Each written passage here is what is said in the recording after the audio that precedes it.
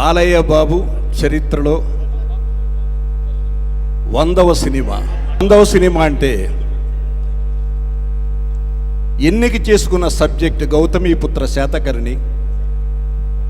మొట్టమొదటి తెలుగు చక్రవర్తి కథను ఎన్నుకోవడం తెలుగు జాతి గర్వించదగ్గ విషయం.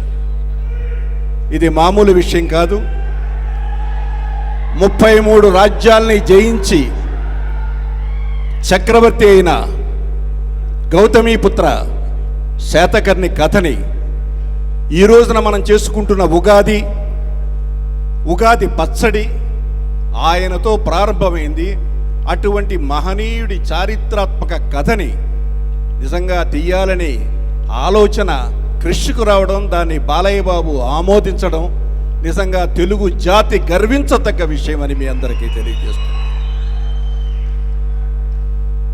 ఏ పాత్ర వేసినా ఆ పాత్రలో ఒదిగిపోయే బాలయ్య ఈ పాత్రలో మామూలుగా కనిపించడు.